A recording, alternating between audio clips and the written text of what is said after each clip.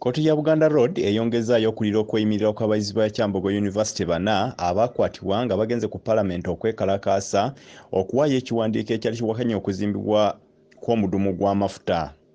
Abayizi bano okuli Mark Kajubi, Benjamin Asiku, Abdul Twalibu ne Alex Lyazi bavunaanibwa omusango gw'okweyisa ng'ekitagasa. Siko Benjamin, Waswa Alex, Lazi, Abdul Said Magambo. Omulamuzi Siena Ow'Omugisha abawadde nga 2 Septemba omwaka guno nga lwagenda okulaba oba ddala abasibe beeyimirirwa oba nedda. Kigambibwa nti bano nga 15 Septemba 2023 ku Parliament Avenue bagenda n'ebipande nga bwe bawogganira waggulu nga baagala Parliament etune mu nsonga y'okugaana kampuni ennene omuli n'eya Total okuvujjirira okuzimba omudumu gw'amafuta nga bagamba kityoboola eddembe ly'abantu naddala ery'obutonde. Omuwaayi wa gavumenti Lydia Nakata ategeezezza kkooti nti okunoonyeza kuwedde era nga beetegefu mu mbeera yonna okugenda mu maaso n'omusango. Munnamateeka w'abavunaanibwa bano Samuel Rwanda annyonnyodde ku nsonga zino. Bali bana era nga bakwatibwa ku lunaku olwokutaano emisana bwe bali bagenda mu kyemba za sipiika omuva lya petition eri against EACOP.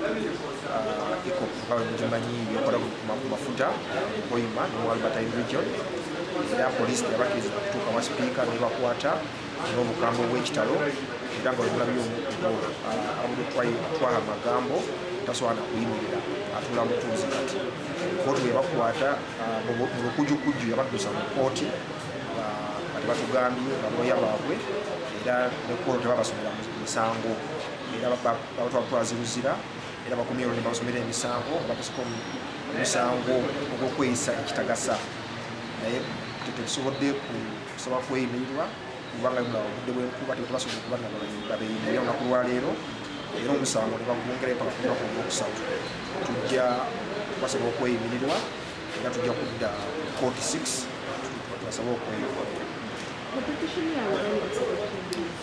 Petitioni yaabwe basaba ebibiina bya Toto, Sino ne bank ezimu nga Lusani Standard Bank oba mu Uganda gye tuyita Stanbic Bank baleme okweyongerayo ne pipeline ya EACOP no Stanbic yo bagambye ekirawo okufandinga projekiti ezo kubanga projekiti ezo zeekuusa human rights violation omuli right to health environment.